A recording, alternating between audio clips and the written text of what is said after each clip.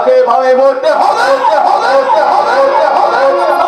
শ্মশানে বসে আমরা শুধু অট্টাসি হারবো।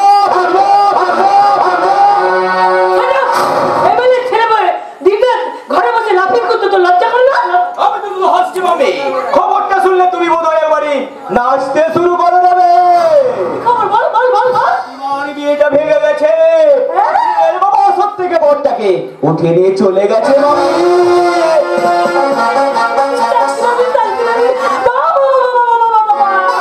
খুব ভালো খবর দিয়েছিস। Very bad news, very good news. দারুণ খবর দিয়েছিস, দারুণ গুড নিউজ দিয়েছিস। বিউটিফুল। না, তোমার মেয়ের জীবনে যদি এমন কিছু ঘটতো তাহলে কি তুমি হাত তালি দিয়ে ভেরি গুড বলতে পারতে? মেয়েগুলোর সঙ্গে তুই নিজের তুলনা করবি না। সারা জীবন তো ছোট লোকগুলোকে সাপোর্ট করে আমাদের সাথে শত্রুতাই করে গেলি। ছোট লোক কিন্তু ওই ছোট লোকগুলো সারাটা জীবন কিন্তু তোদেরকে সেলুট করে গেছে, আর তবুও জোর করে তোরা চাইছিস তাহলে জমিটাকে কেড়ে নিতে। আমাদের খেয়ে পড়ে আমাদের এগেনস্টেই কথা বলে যাবি। হ্যাঁ বলবো। আমার কথা কি যায় আসে বলো মা? আচ্ছা আমার কথা তো কিছু যায় আসে না। গরম জমে তো ঘর পড়ে না মা। ঘরটা হয়তো পড়ে না, কিন্তু মনটা তো পড়ে ম্যাডাম।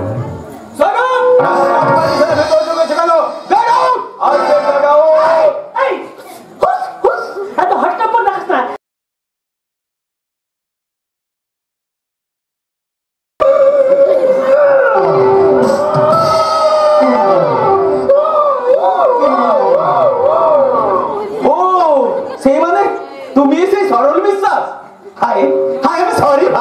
আমাকে মাফ করে দেবেন। এমন করে কথা বলবেন না, আমি অত্যন্ত সাধারণ মানুষ। আপনি সাধারণ হলেও আপনার পোশাকটা কিন্তু খুব দামি, তাই এই বাড়িতে মানুষের চেয়ে পোশাকের দামটা বড় করে দেখা হয়। এত দামি পোশাক পরার ক্ষমতা তো আমার নেই। ডাক্তারবাবু জোর করে আমাকে এই পোশাকটা কিনে দিয়েছেন। আমরাও দেবো। তুমি যা চাইবে আমরা তাই দেবো। কোট প্যান্ট টাই তুমি যা চাইবে তাই দেবো। আন্ডারপ্যান্ট তো দিবেন না? আপনাদের এত উপহার বোধহয় আমি নিতে পারবো না। আসলে আমি এখানে একটা অন্য উদ্দেশ্য নিয়ে এসেছি। আরে মশাই, ওসব উদ্দেশ্য ভুলে যান। কতদিন ঘুরুন ফিরুন আর মৌজ মস্তি করে আপনার বাড়ি ফিরে যান। কিন্তু কিছু না নিয়ে তো আমি এখান থেকে যেতে পারবো না। তাহলে কি? তাহলে আমি বরং আপনাদের একটা ছবি তুলে রাখি।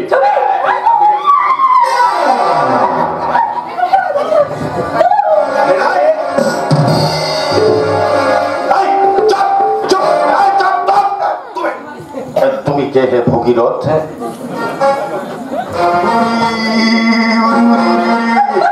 বাবাজি তুমি একদিন ওই আসল মালটা আমাদের কাছে বলে দিতেই তো পারতে। তাই দিনাদিন তুই জানা ওকে নিয়ে একটু ওই গ্রামটা ঘুরে নিয়ে কখনো বেরোনোই হয় না। দাদা, পথের ডাক না পেলে কেউ কখনো ঘর ছাড়ি না রে। আর তাছাড়া কি বলতো, আমার জীবনটা এমন হয়ে গেছে মাছের টোপের মতন। কিন্তু একটা কথা মনে রাখিস, তোদের টোপ হয়ে কখনো আমি গভীর জলের মাছকে আমার বর্ষিতে গাঁথতে পারবো না, কখনো না। আসলে আমার সাথে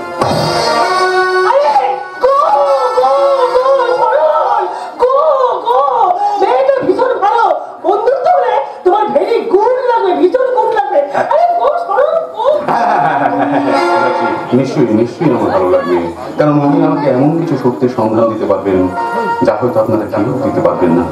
আর সেই সত্যটাকে যদি আমার এই টেলিফোন ক্যামেরায় আমি বন্দি করে রাখতে পারি, তাহলে হয়তো আমার এখানে আসাটা সার্থক হবে।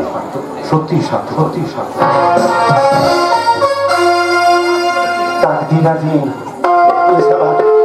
এছাড়া আরেকবার কিসের ছবি তুলছে গো ভাগ্যবতী?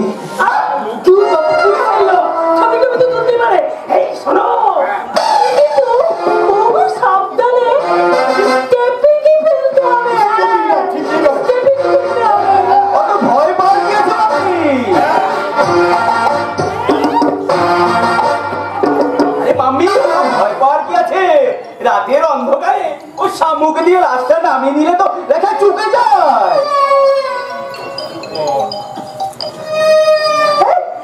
চুপ কর সালা জমদূত একটা আরশোলা দেখলে জামা কাপড় একেবারে ছট করে একবারে সব ভিজিয়ে ফেলে আবার সারা মার্ডারের কথা বলছে, সব তাকে ধীরাধীন। বাবু এবার বোধ হয় অঞ্চল থেকে মার্ডার, খুন, রাহাজানি সবকিছু শেষ হয়ে যাবে, কারণ সামু হয়তো আর আপনাদের হয়ে কাজ করবে না। কেন? কারণ প্রতিবার ভেঙে যাওয়ার পর সামু নিজে দাঁড়িয়ে থেকে সে প্রতিমাকে বিয়ে করেছে, সে আপনার একেবারে শেষ করে দিয়েছে। এসব কি বলছো? এসব কি বলছে? সামুর এত বড় সাহস যে আমাকে না জানিয়ে সে বিয়ে করেছে, তাকে ধীরাধীন। সমস্ত ষড়যন্ত্রে ছাপুরতে আপনাদের চোখের সামনে সম্পর্ক প্রতিবাদ সাথে তৈরি করেছে। সব সম্পর্ক ভেঙে দেবো। আমাদের বিরুদ্ধে গিয়ে সামু কিছু নেই, এ গায়ে বাস করতে পারবে না। পারবে কার্তিক, পারবে, কারণ আপনাদের ক্ষমতা চক্রান্তের জালটা এখন একবারে কেঁদো কাদায় ডুবে গেছে। তা প্রফুল্ল মাস্টারের চুরিটাকে আপনারা আর কিছুতে প্রমাণ করতে পারবেন না। খারাপ পেয়েছে মানে? যে লোকটা নিজের হাতে আমার হাউস থেকে হাতটা চুরি করলো। কিন্তু মাস্টার মশাই সেদিন তো থানায় আসেননি, কারণ আমি নিজে স্কুল গিয়ে দেখেছি হাজিরা খাতায় মাস্টার মশাই সেখানে সই আছে। ষড়যন্ত্র সব হচ্ছে ওই তোমার ষড়যন্ত্র। তুমি ওই খাতাটাকে নিয়ে গিয়ে ওই তাকে সই করে নিয়েছো, তাকে ধীরাধীন। কিন্তু সাধুচরণ বাবু, ষড়যন্ত্র যদি হয়ে থাকে আপনি কি সেটা প্রমাণ করতে পারবেন? অপূর্ণ যে বাড়িতে এসেছিল তার সাক্ষী কিন্তু রয়েছে আমাদের গোলকপতি। কিন্তু বিয়ে বাড়িতে গোলকপতি বাবু এক সপ্তাহ আসেননি। আমার কাছে যা খবর আছে তাতে ম্যাডাম নিজে হাতে ওই হাতটা গোলকপতি বাবুর হাতে তুলে দিয়েছে। দৃশ্যটা নাকি তিনি দেখেনি। মিথ্যে কথা, সম্পূর্ণ মিথ্যে কথা বলছে। জানি আরে মিথ্যেটা না বললে হয়তো মাস্টার মশাইকে গোলকপতি অ্যারেস্ট করতে পারতেন না, তার জন্য এটাকে উনি সাজিয়েছিলেন। এটা রাখুন, ভবিষ্যতে এরকম অপবুদ্ধি খরচ করার আগে অন্তত একটিবার ভাববেন। কারণ গোলকপতি বাবু ছাড়াও এ অঞ্চলে অনেক সৎ পুলিশ অফিসার আছে যারা সাধুচরণ বাবুর মতন মানুষের কাছে টাকা নিয়ে কোনো কাজ করে না। চলি সাধুচরণ বাবু, খেতে হবে, খেতে হবে, আর যদি না খায় তাহলে কিন্তু তাকে ওই সুন্দর বনে বদলিত হয়ে যেতে হবে, ওই বাঘের পেটে যেতে হবে, তাকে ধীরাধীন।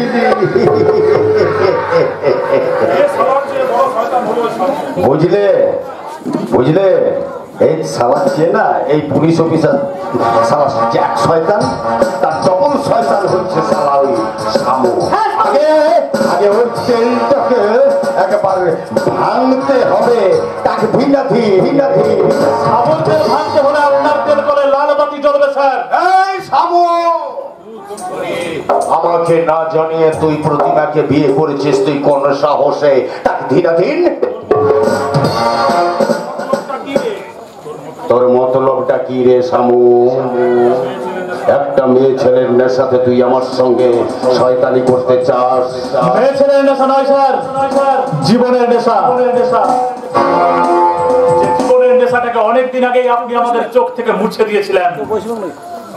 সামু, আমি এখন এদেশের লক্ষ কোটি মানুষের একজন যারা শুধু সততাকে অবলম্বন করে বেঁচে থাকতে চাই।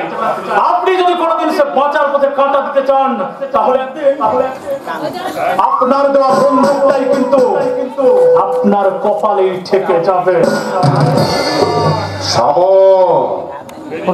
যা যা বেরিয়ে যা আমার সামনে থেকে, তুই এই মুহূর্তে আমার বাড়ি থেকে চলে যা। নিশ্চয়ই বেরিয়ে যাবো, তবে আপনাকে একটা কথা বলে দিচ্ছি স্যার, প্রতিবাদের জমিতে কারখানা করার স্বপ্নটা আপনাকে মুছে ফেলতে হবে। তা না হলে কিন্তু কাকিমাকে সিঁদুর মুছে সেই স্বপ্নের দামটা আপনারা মেটাতে হবে। তাকে ধীরাধীন।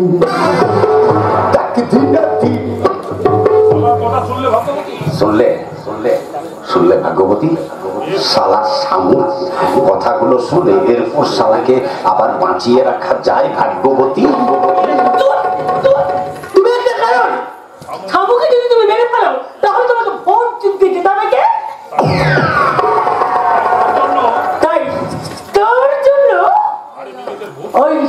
বিবেকের যে ভূতর ঘাড়ে চাপিয়েছে তাকে ওর জীবন থেকে চিরদিনের মতো তুমি সরিয়ে দাও। তাকে দিনাধীন, তুমি ঠিক কথাই বলেছ ভাগ্যবতী। ওই প্রতিমাটাই হচ্ছে যত মনষ্টের মূল। কিন্তু তাকে তো আমি কিছুতেই ওই ময়দান থেকে সরিয়ে দিতে পারছি না। তাকে দিনাধীন কি মেয়ে মানুষ ওদের দুজনের মাঝখানে ঢুকিয়ে দিতে হবে। আর একটা মেয়ে মানুষ আছে, মেয়ে মানুষ আছে উপস্থিতে সাবুর পাশের ঘরে থাকে। সে হলো আমাদের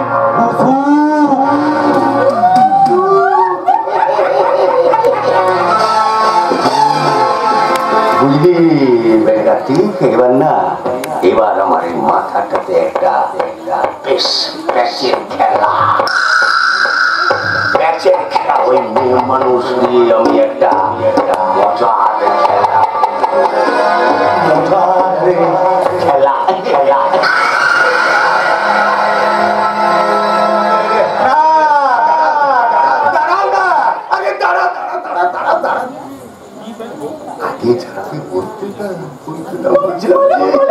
বলছিলাম যে জানো তো, ওই কুসুমটা আমি একটা ওই প্যাচের খেলাটা খেলবো, আর তোমরা ওই কুসুমটার না, ওই কুসুমটার মনে একেবারে ওই সিঁদুরের নেশাটাকে জাগিয়ে তোলো, আর তারপর তোমরা দূর থেকে খেলা দেব ওই ওই প্যাচের খেলা। বলো না গো, কি বেচারে খেলা তুমি খেলা বলো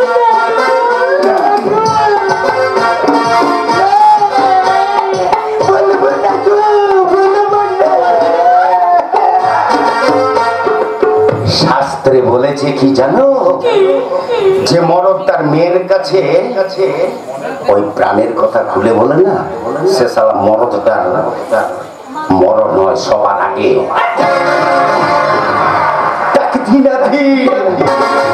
তোমরা শুধু ওই কুসুমটার দিয়ে একটু ইয়ে করো, তারপর থেকে এই দেখে যাও এই সাধু চরণের এক মজার খেলা।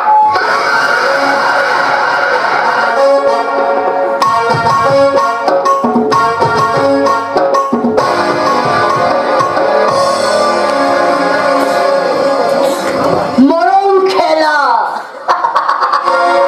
সাধুচরণ এই প্রতি মাস মরণ খেলায় মেতে উঠেছে।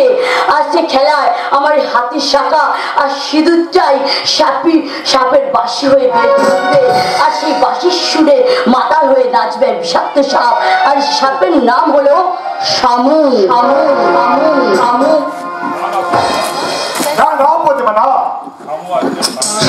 আজ হলো তোর স্বামী, জীবন মরণ দুঃখের সাথী, তার সঙ্গে তুই এইভাবে ছেলেখেলা করিস না।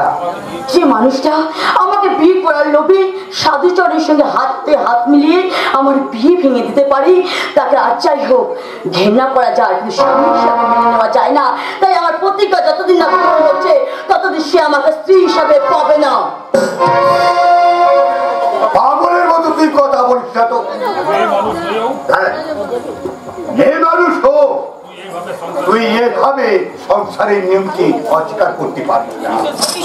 সমাজ কিসের নিয়ম, যে সমাজে সাধুচরণের মতো মানুষেরা শিক্ষার প্রতিষ্ঠান বন্ধ করে সেখানে মদের কারখানা করতে চায়, একটা শিক্ষিতা মেয়ের বিয়ে ভেঙে দিয়ে একটা মস্তানের গলায় মালা পরাতে বাধ্য করে, তখন সেই সমাজ সেই শয়তানের কাছে নিজের বিবেক বুদ্ধিকে বন্ধ রেখে মুখ ফিরিয়ে বসে থাকে।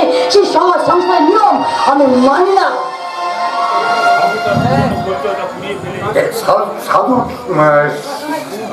সাধুতার পরিচয়টাকে পুড়ে ফেলে দিয়ে সেই শ্যামল হয়ে বাঁচতে চাইছে।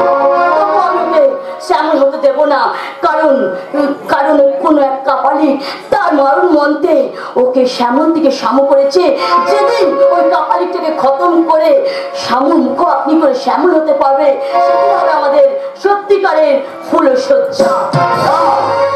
আজ আমি বুঝেছি হিংসা দিয়ে কখনো হিংসাকে শেষ করা যায় না।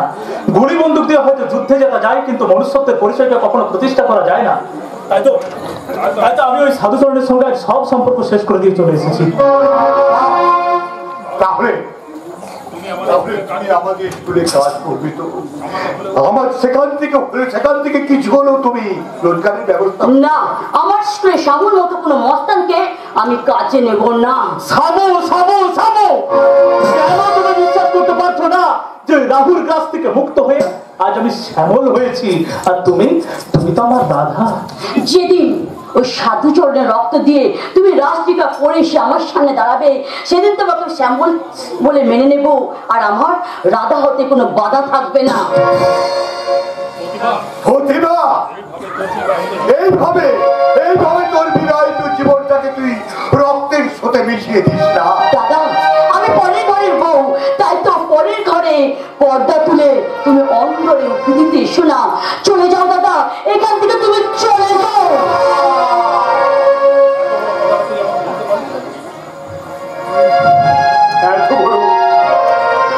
এত বড় কথাটা তুই আমাকে বলতে পারবি না।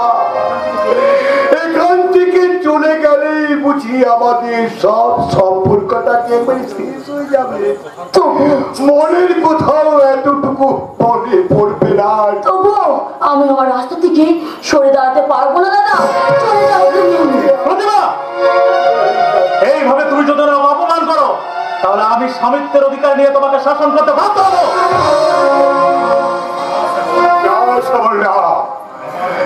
আমার মতো সামান্য মানুষের জন্য তোমাদের সম্পর্কটাকে নষ্ট করলাম। আমি এখান থেকে চলে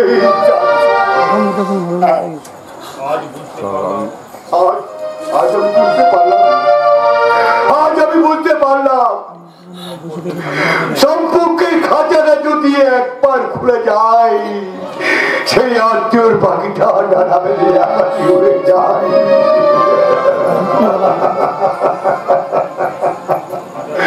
হাজার চেষ্টা করলো সেই পাখি কিন্তু বুকে বাজায় রাখা যায় না। প্রতিভা,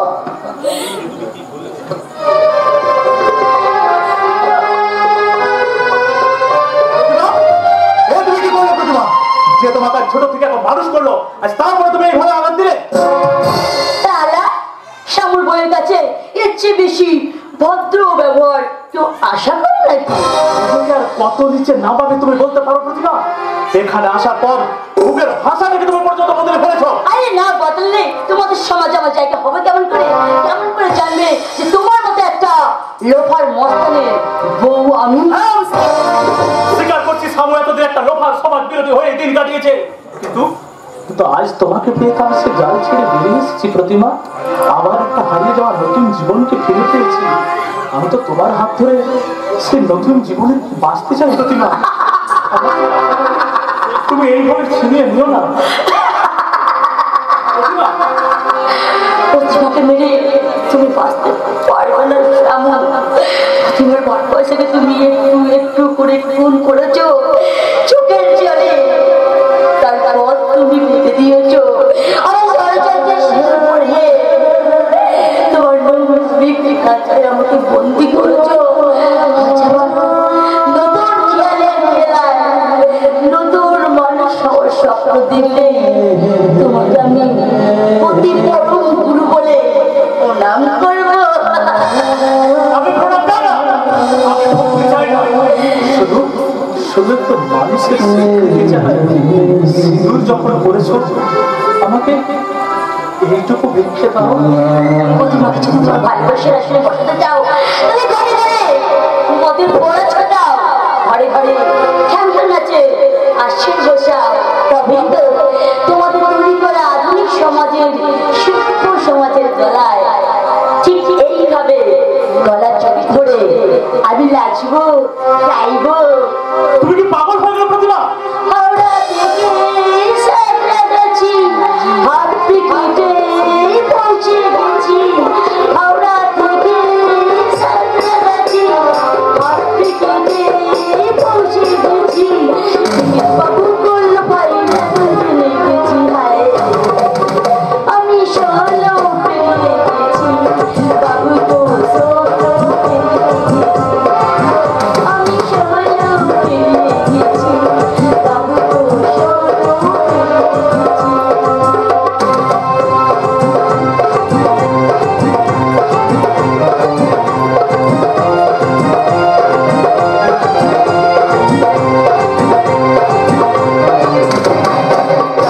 ছিলাম ভালো ছিলাম না তো কারো রসের কথা যখন শোনা তখন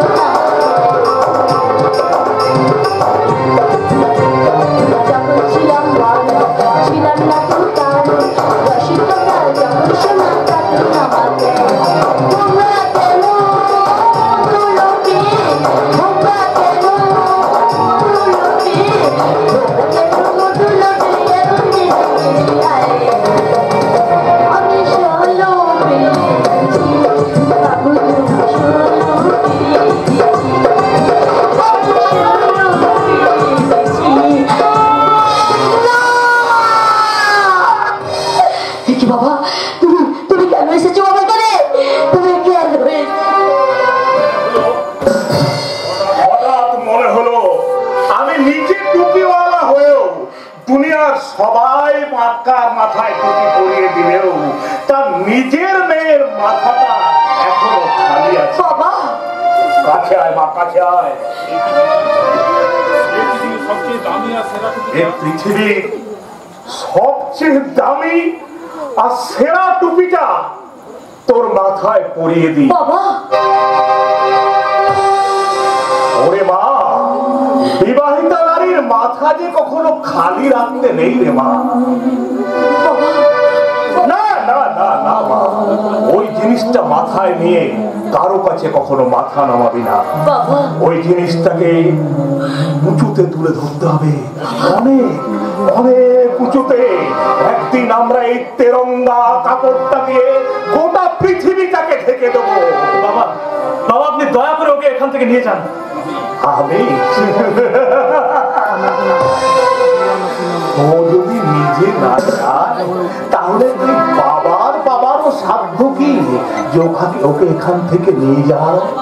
একটুকু সিঁদুরে এমনই মহিমা। হ্যাঁ তাই যদি হয় তাহলে আমি আদালতে গিয়ে আইন মেনে ওর স্মৃতির সিঁদুর মুছে দেবো। তবু আমার ভুলের প্রায়শ্চিত্ত করতে গিয়ে ওর জীবনটাকে আমি কোনোদিন নষ্ট করতে দেব না, কোনোদিন না। তুমি কিছু মনে করো না বাবা। পারলি নে, আমি নিজে টুপিওয়ালা হয়ে আমি কি বুঝতে পারছি না রে মা যে তুইও শ্যামলের মাথায় টুপি পরাচ্ছিস? বাবা হ্যাঁ রে মা, কাঁচা লোহাকে না গরম করলে তো তলোয়ার তৈরি হয় না রে মা। তবে এইভাবে দূরে সরিয়ে রেখে নয়, ওকে ভালোবেসে কাছে টেনে নে। ভালোবাসার কষ্টি পাথরে কষ্টে কষ্টে ওকে একটা জ্বলন্ত ইস্পাত তৈরি কর। আর তোর সেই প্রচেষ্টাকে আমি আগাম অভিনন্দন জানিয়ে গেলাম। এবং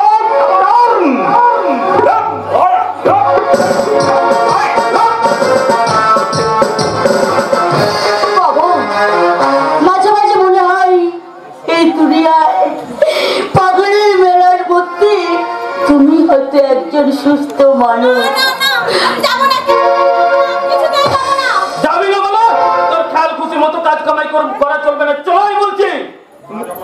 না যাবো না।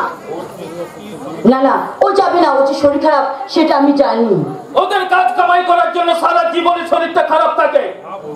না বৌদি তুমি তো দেখছো দুদিন ধরে আমি বিছানা ছেড়ে উঠতে পারছি না। তোমার যদি ওরা বিশ্বাস না করে আমি যাচ্ছি তো বৌদি। সে কথা বলে চলাই কথা বল বলছি, ওর গায়ে হাত দেবে না। ওর শরীর ঠিক হয়ে গেলে ও নিজে গিয়ে বলে আসবে। যাও বলছি, এখান থেকে যাও। ঠিক আছে, যাদের সঙ্গে নতুন পীড়িত হয়েছে না তারাই যেমন তোর শরীরটা ভালো করার ব্যবস্থা করে। এরপর যদি ফের ও বাড়িতে তুই যাস তাহলে তোকে আমি লাঠি মেরে রাস্তায় নামাবো। কথাটা মনে রাখিস।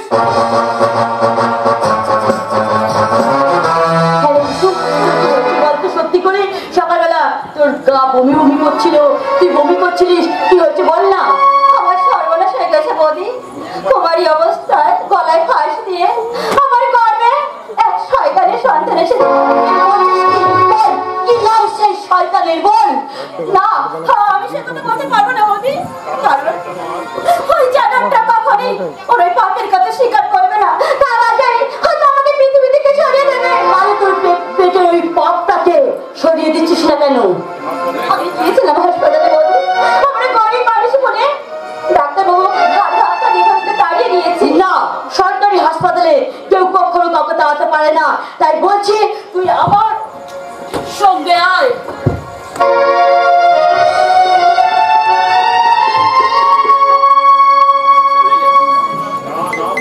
না না না, এ আমি কিছুতেই পারবো, কিছুতেই পারবো। হবেই ডাক্তারবাবু, এই প্রতিমাকে না গ্রাম থেকে তাড়াতেই হবে। কিন্তু কোনোদিন যদি ব্যাপারটা ফাঁস হয়ে যায়, শামুক কিন্তু আমাদের কখনো ছেড়ে দেবে না। কাজ না করলে সাধুবাবু তো আপনাকে ছেড়ে দেবে। বড়বাবু ভুলে যাচ্ছেন কেন ডাক্তারবাবু? এই সরকারি হাসপাতালে বসে লক্ষ লক্ষ টাকার নকল ওষুধের কারবার করছে। আমি যদি একটু নড়ে চড়ে বসি না ডাক্তারবাবু, আপনাকে কিন্তু সারা জীবন জেলের ভাত খেতে হবে। ওই ওষুধের কারবারটা কিন্তু আমি একা চালাচ্ছি না। সাধুদার গোডাউন থেকে নকল ওষুধ এখানে আসছে, আর আসল মালগুলো কিন্তু সেখানে আবার ফিরে যাচ্ছে। তার মাঝখানে কিন্তু আপনি তাই তো বলছি, মানে সাধুদার সাথে হাত মেলানোর হাড়ি কাঠে গলা দেওয়া, এই কি ব্যাপার? প্রতিভা এক্ষুনি চলে আসবে, যেভাবে বললাম সেভাবে কাজটা কিন্তু হাসিল করতে হবে। আপনি পারবেন, ঠিক আছে ঠিক আছে। পুলিশ হলো দুনিয়ার সেরা পুলিশ। দুনিয়ার সব দেশের পুলিশ চুরি ডাকাতি হওয়ার পর সে খবর পায়, আর আমাদের দেশের পুলিশ চুরি ডাকাতি হওয়ার অনেক আগেই সেই খবর পেয়ে যায়। তারপর নিজের হিস্সাটা বুঝে নিয়ে চোখ বন্ধ করে বসে থাকে। কারোর চোখ খোলে না, কারোর চোখ খোলে না। এখন জনগণের থেকে নেতা অনেক বেশি, যত নেতা তত দল, আর দলে দলে গন্ডগোল। সেই গন্ডগোলে আমরা হরিবল দিয়ে জনগণের সাথে ফুটবল খেলি।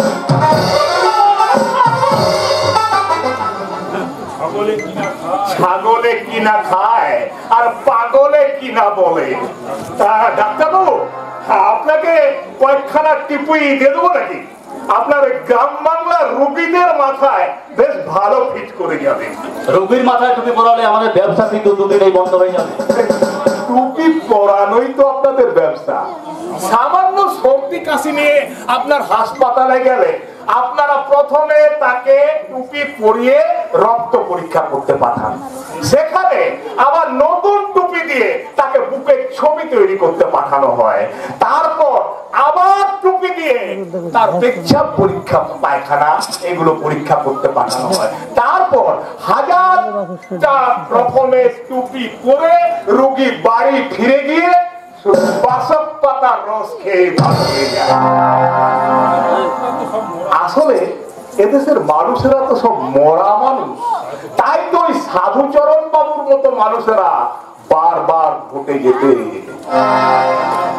আপনার হাসপাতালে গরিব মানুষেরা কুকুর শেয়ালের মতো হাসপাতালের মেঝেতে শুয়ে থাকলেও তাদেরই টাকায় ওই সাধুচরণ বাবুর মতো লোকেরা এরোপ্লেনে চেপে বিদেশে চলে যায় চিকিৎসা করাতে।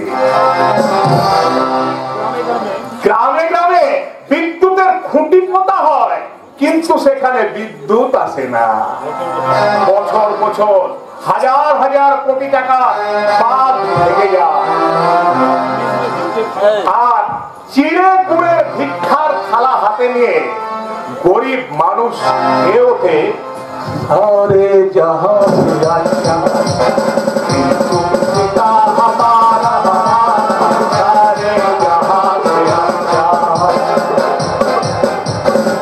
তাই ডাক্তারবাবু, এদেশে আমি ভালো হতে চাই না, আমি পাগল হয়েই বেঁচে থাকতে চাই। পাগল হয়েই আমি বেঁচে থাকি। এই পাগলের পেছনে এসে দাঁড়াতে হবে, কারণ মানুষের জ্ঞান বুদ্ধি যখন শরীরের ভূগোলকে ছাপিয়ে যায় তখন তারা পাগল হয়, আর তারা যত বাড়বে তত আপনাদের দিন শেষ হয়ে আসবে। তোমার তোমার বাবার কথা মনে পড়লে আমার চোখে জল আসে প্রতিমা। তার আগে বলুন তো, কুসুমের অপারেশন আপনি করেননি কেন? সরকারি হাসপাতালে বসে আমি কোনো করতে পারবো না। সরকারি হসপিটাল তো আপনার বাপের জমিদারি নয়। গরিব মানুষের চিকিৎসা করার জন্য গরিব মানুষের টাকায় সরকার ওই হাসপাতাল খুলে দিয়েছে। কিন্তু ভুলে যেও না, কুসুম নাবালিকা এবং অবিবাহিত। শয়তানের শাখা সিঁদুরে লোক দেখিয়ে ওর এত বড় সর্বনাশ করেছে। আর এই ভাত থেকে যদি আপনি তাকে উদ্ধার করতে না পারেন, তাহলে ছুরি কাঁচি চালানোর ট্রেনিং নিয়েছিলেন কেন? গরিব মানুষের পকেট কাটার জন্য। তবু নাবালিকা মেয়ের ক্ষেত্রে যদি ওর বাবা মা বন্ডে সহি না করেন, তাহলে তাকে কিছুতেই অপারেশন টেবিলে তোলা যায় না। কিন্তু কিছু টাকা গুছিয়ে দিলে আপনি নিজের হাতে কুসুমের বাবার নামটা ঠিক জাল সই করে দিতে পারবেন, তাই তো? ধ্যান না করে বলুন আপনার কত টাকা লাগবে, কত টাকা পেলে আপনি আইনে ভ্যানটাকে ফুলে যেতে পারবেন। তুমি কত দিতে পারবে? আমার কাছে নগদ টাকা নেই, তবে আমার কাছে এই আংটিটা আছে। এই আংটির দাম এই বাজারে 10,000 টাকার বেশি হবে। আপনি এটা রাখুন, আমি টাকা জোগাড় করে এই আংটিটা ফেরত নিয়ে যাব। তাহলে কুসুমকেও কোনো বিবাহিতা মহিলার নামে ভর্তি হতে হবে, তাহলে আমিও আইন বাঁচিয়ে ওর অপারেশনটা করতে পারবো। কাজ করুন, ওই বিবাহিতা মহিলার নামটা আপনি আমার নামে লিখে দিন, আর দিন আপনার খাতাতে আমি সই করে দিচ্ছি।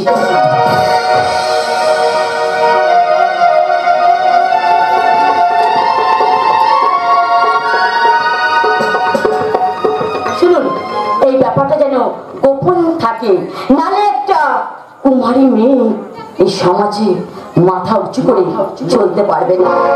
চলি চলি, নমস্কার নমস্কার নমস্কার। জানোয়ার হলেও আমাদের বুদ্ধিটা কখনো বিবেকের কাছে হার মানেনি, তা তোমরা জানতেও পারলে না। তুমি শুধু হাসপাতালের খাতায় সই করলে না, নিজেই নিজের ফাঁসির হুকুমে সই করলে। ফাঁসির হুকুম হুকুম হুকুম হুকুম।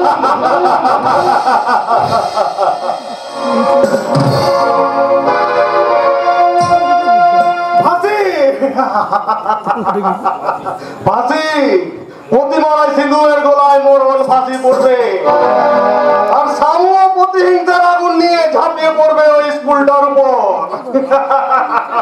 সামুর উপরে এখন এতটা ভরসা করা যাবে না, তাই তো ভাই ওই স্কুলে নিজের হাতে আগুন দিতে হবে। আরে কিন্তু এখন বলছিলাম কি, এখনই আগুন দেওয়ার কি দরকার? তার চেয়ে একটা অন্য কিছু কারণ বের কর, যাতে ভয় পেয়ে দাদা স্কুলটা সরিয়ে নিয়ে যায়। আরে অত সময় আমাদের হাতে নেই, তার কয়েকদিন পরে তার হাতে বটে। তাই আজকালের মধ্যে ওই জমি দখলটা আমরা চাই। কিন্তু কি দাদা জমিটা থেকে স্কুলটা সরিয়ে নিতে পারবে? যখন স্কুলে দাদা উপর আগুন জ্বলবে, তখন তোর দাদার আদর সে আগুনটা ফুস করে দিবে যাবে। কিন্তু মনের আগুন কখনো নেবে না দাদা, কারণ এক মন থেকে আরেক মন ঠিক ছড়িয়ে যায়। কিন্তু ভবিষ্যতের কথা চিন্তা করে আমি কিন্তু এই সুখটা ছাড়তে পারবো না। যেমন করেই হোক তোমাদের ওই কারখানার ম্যানেজারি করে আমি এক নতুন জীবন শুরু করব। তার জন্য শুধু স্কুল নয়, দরকার হলে বাবা চমৎকার চমৎকার। হ্যাঁ, যে যে নিজের ভাই বোনকে ছাড়ে না ছুরি বসাতে, সে ম্যানেজার হলেও কিন্তু তোকেও ছাড়বে না দাদা। যতদিন বাবা মিলে আছে ততদিন আমাদের আখেরটা আমরা এইভাবেই গুছিয়ে নেব রে। মানুষ কিন্তু এমএলএ হয়ে জন্মায় না, জনগণ মানুষের গলায় মালা পরিয়ে এমএলএ করে, আর ইচ্ছে করলে ওই মালার সঙ্গে সঙ্গে মাথাটাও নামিয়ে নিতে পারে। আমার সম্পর্কে এমন কথা বলতে তো লজ্জা করে না? লজ্জা করে, নিশ্চয়ই লজ্জা করে। তবে লজ্জা করে কখন জানিস? নিজেকে ওনার মেয়ে বলে পরিচয় দিতে। তাহলে নিজের জন্য তুমি একটা নতুন করে পরিচয় তৈরি করতে কেন পারছো না? এই দেশে যে মেয়েদের কোনো পরিচয় স্বীকার করে না, কারণ বিয়ের আগে থাকে বাবার পরিচয়, বিয়ের পর হয় স্বামীর পরিচয়। কিন্তু কিন্তু মেয়েদের জীবন তো আর এখানে কি ব্যাটারি নয় যে রেডিওতে জুড়ে না দিলে তাদের জীবনের কোনো গানই শোনা যাবে না। মেয়েদের জীবনের কোনো গান নেই সরল, একটা নাচের পুতুল হয়ে তাদের বেঁচে থাকতে হয়। আচ্ছা পুতুল না, শুধু ওই পুরুষ মানুষকে সুতোর টানে তাদের নিচে গিয়ে মন মোজায়। জলসাগরের আলো নিভে গেলে সেই নিষ্প্রাণ পুতুলটার দিকে কখনো বাজি করো ফিরে তাকায় না সরল, বাজি করো ফিরে তাকায় না, আমার জীবনের খাতাটা শুধু সাদাই থেকে যাবে, শুধু মনের অস্তিত্ব হয়ে আমি বেঁচে থাকবো। আমি সেই বরাতে নিচের সাদা পাতাগুলোকে একটু একটু করে পড়তে পারছে সুস্মিতা। আমার জীবনের সুখের সূর্যটা যে কখনো আলো দেখেনি, কারণ আমার বাবা পুণ্যত্রের টাকা নিয়ে এই বাড়ি করেছে বিশাল বড়। ওই খরচ দামের টাকা নিয়ে আমার বাবা গাড়ি কিনেছে, হাতে লাইসেন্স কিনে দিয়ে ব্যাংকে হাজার হাজার কোটি কোটি টাকা করেছে, শ্রমিকদের খেপিয়ে দিয়ে ধর্মঘট ডেকেছে কারখানায় আমার মালিকের কাছ থেকে টাকা নিয়ে সেই ধর্মঘট তুলে নিয়ে দেবতা সেজেছে। তাহলে সেই মিথ্যে সাজের বিরুদ্ধে তুমি সত্যের আওয়াজ তুলতে পারছো না কেন? এক হাতে যে তালি বাজি না, তাই তো আমি আর একটা হাত খোঁজার জন্য আমি এতদিন ভিখারির মতন হাত বাড়িয়েছিলাম। তুমি কি পারবে আমার হাতে হাতটা মেলাতে? ধরো ধরো আমার হাত।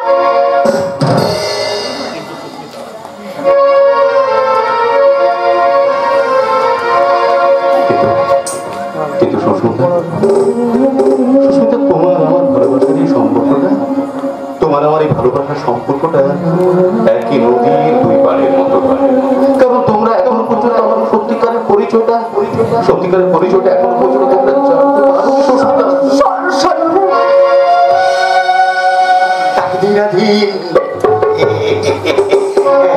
তোমার এখন সব পরিচয় এখন সব বাসি হয়ে গেছে বাবাজি। তোমার এখন আসল টাটকা তাজা কি জানো পরিচয়টা? সেটা হচ্ছে তুমি এই এমএলএ জামাই, তাকে দিনাদিন। আপনি কি বলছেন? ঠিকই বলছি, মানে ঠিকই বলছি, বুঝতে পেরেছ? মানে ওই বলছিলাম কি, ওই যখন যখন তুমি আমার এই জামাই যখন হয়েছ আর কি, আর জানো ওই ওই উপাধিটা না আমি তোমাকে অগ্রিম দাদন দিয়ে গেলাম। তাকে দিনাদিন। তারপর আমার মেয়ে সুস্মিতার সঙ্গে বিয়ের দিনটা আমি তোমাকে পরে জানিয়ে দেবো। তোমার কথাটা বিশেষ করে আমার একটু কষ্ট হচ্ছে বাবা। যে মানুষ মালিক আর শ্রমিকের গালে চুমু খেয়ে টাকা ইনকাম করে তাকে বিশ্বাস করা যায় না। একটা কথা বাবা মনে রেখো, সুখটা এমন একটা জিনিস যেটা লোকের মাথায়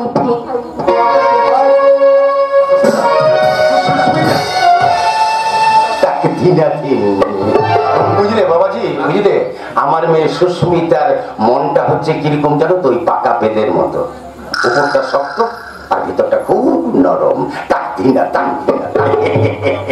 কিন্তু আমি যে কাজের জন্য এখানে এসেছি সেই কাজটা এখনো পর্যন্ত এগিয়ে দিচ্ছি বাবাজি, আমি সব এগিয়ে দিচ্ছি। আচ্ছা বাবাজি, তুমি একটা ওই ছেড়ে কাশছে বলো তো, তুমি কত টাকা চাও তাকে দিনাদিন? আপনি কি করে জানলেন যে আমি টাকা চাইব? আচ্ছা ঠিক আছে, অন্তত 1050 টাকা পেলে না হয়। 50,000? না বাবাজি, এই এমএলএ হয়ে আমি ওই এদিক থেকে ওদিক থেকে যা কিছু রোজগার করেছি না, তা আমি মিথ্যে কথা বলবো না। তবে তোমাকে 50,000 নয়, তোমাকে আমি 2 লাখ টাকা দেবো। তোমার রিকোয়েস্ট, তুমি ওই উপরে গিয়ে তুমি ওই আমার নামে একটু ওই ভালো করে মানে আমার নিয়ে বলবে আর কি, চোখ দুটো বন্ধ করে রাখবে, একটু আমার প্রশংসা করবে আর কি। এত বলা বলে কি আছে, আমি তো একেবারে পঞ্চমুখে আপনার প্রশংসা করবো।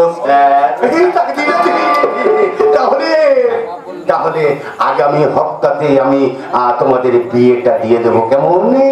এই নগদ 2 লক্ষ টাকা যাবো একবারের সঙ্গে করে নিয়ে যাবে, তাকে দিনাদিন।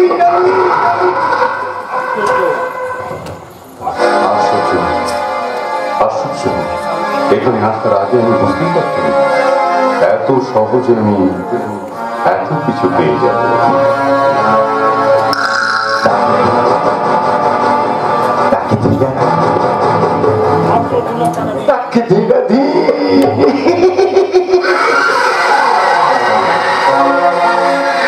মাত্র 2 লাখ টাকা দিয়ে আমি একটা সিবিআই অফিসারকে আমি আমার পকেটের মধ্যে আমি পুজো ফেললাম।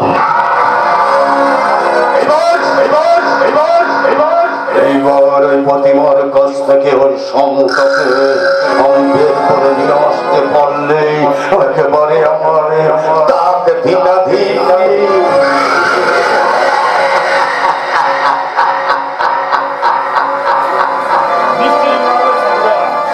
আমি যেমন করে হোক ওই সমগ্রী প্রতিমার কাছ থেকে আমি ওই সিংহমুখে কেড়ে আনবই। কিন্তু আমি কেমন করে তার কাছ থেকে আমি কেড়ে আনবো? আনতে তো আমাকে হবে। কারণ প্রতিমা সর্বনাশের খবরটা আমি সঙ্গে করে নিয়ে এসে যাবো। ওই দেখি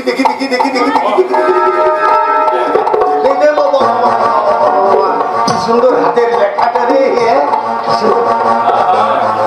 তুমি উল্টো করে ধরেছো।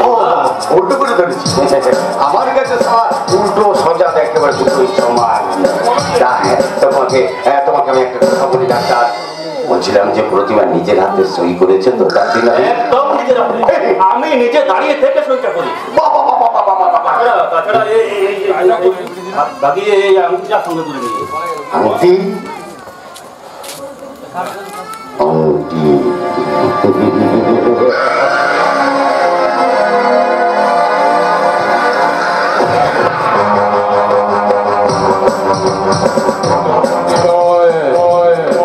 এটা হচ্ছে